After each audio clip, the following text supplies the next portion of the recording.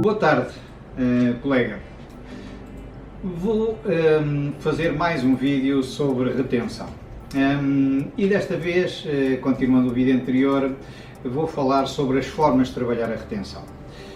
De uma forma muito prática e muito pragmática, é aquilo que nos interessa, o problema da retenção, o custo da retenção, o impacto da retenção. Nós já ao longo dos anos vimos, sabemos isso muitíssimo bem. Como é que se pode trabalhar a retenção? Enfim, não há só uma ou duas soluções, há inúmeras soluções, mas eu dir-vos-ia que, na minha opinião, são essencialmente duas. Nós podemos trabalhar a retenção a anteriori, ou seja, antes do pedido de demissão, e podemos trabalhar a retenção a posteriori, depois do pedido de demissão. Começando por a anteriori. A questão da anteriori é uma questão que eu implementei há muitos anos atrás numa empresa onde estive, e na altura comprovei que aquilo que era a minha teoria e a prática se uniam bastante bem e, portanto, estavam muito alinhadas. E a anteriori, o que é que nós temos que fazer? Nós temos que ter dentro da nossa organização um sistema para identificar quem são as pessoas que correm riscos de não retenção, ou seja, que correm riscos de saída. E devemos ter quase um smoke detector, um detector de fumo, que nos dê indicação de quando há alguma pessoa que apresenta riscos de se poder, sinais de que se pode ir embora da empresa, e principalmente se essa pessoa for uma pessoa-chave para a organização, isto tem que estar completamente oleado e nós temos que perceber isto imediatamente para podermos atuar imediatamente. E, portanto, aquilo que nós deveremos ter, e há várias formas de o fazer, eu próprio já em diferentes organizações o fiz de maneiras diferentes, mas é no fundo criarmos uma matriz de risco de saída e impacto de saída, em que aquelas pessoas que apresentam um risco muito elevado e um impacto de saída muito elevado, que eu normalmente chamo de águias, e chamei de águias desde antes dos anos 2000, na década de 90, quando criei esta imagem. Os águias são aqueles que têm asas para voar e que normalmente fazem moça. Estes águias têm que ter um plano individual de retenção. E, portanto, nós, com uma matriz deste género e com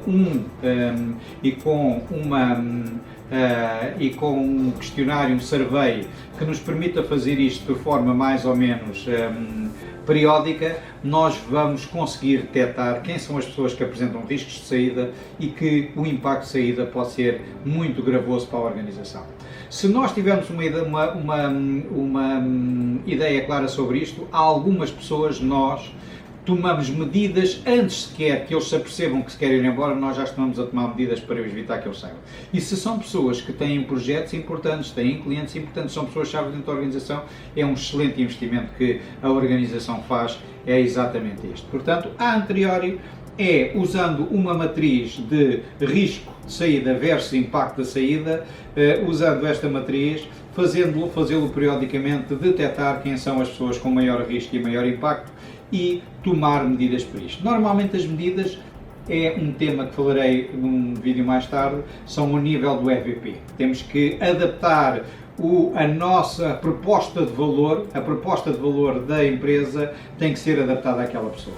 Se pode ser um aumento salarial, mas também pode ser pagar um MBA. Se calhar a maneira às vezes mais fácil e mais eficaz de reter uma pessoa é pagar um MBA, ou é dar-lhe um assignment internacional, ou é pô-lo num projeto muito importante. Enfim, há muitas formas, mas isto deve ser feito a anterior.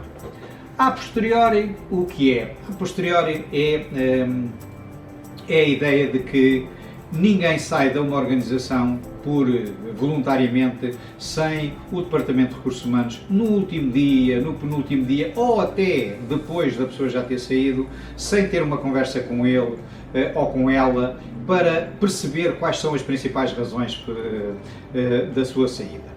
E se nós fizermos isto de uma maneira correta e se tivermos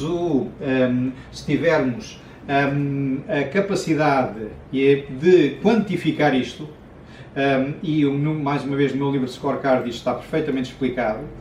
Se nós tivermos a capacidade de quantificar isto, nós, ao fim de 1, 2, 3, 4, 5, ao fim de 6 meses, nós vamos ver as pessoas que saíram e vamos conseguir perceber por departamento e por motivo de saída quais foram as saídas.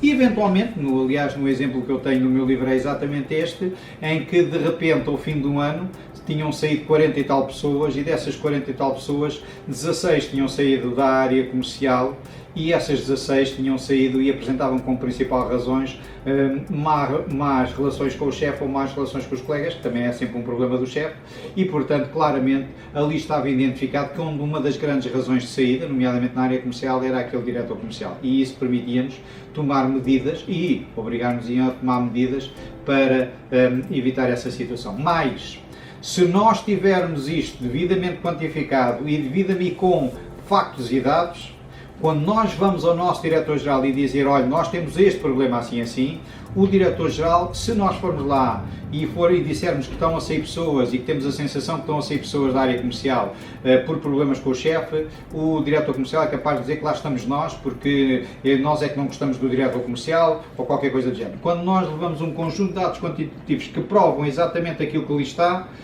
com factos e dados, o diretor-geral já não levanta. Porquê? Porque é o tipo de linguagem que ele entende. São factos, são dados, não são meras opiniões. E, portanto, isto permite-nos também trabalhar desta forma a retenção. Não evitamos aquelas saídas, mas evitamos futuras saídas e, portanto, como as empresas não acabam, a empresa não vai acabar naquele dia, pelo menos no ano seguinte nós podemos reduzir a percentagem de saídas voluntárias de uma forma bastante dramática. Portanto, com estas duas formas, a anterior e a posterior, permitem-nos trabalhar de uma forma eficaz a questão da retenção e obter o objetivo que nós queremos, que é reter as pessoas que nós queremos dentro da organização de uma forma bastante eficaz. Fico por aqui, desejo-vos uma boa tarde e até para a semana. Obrigado.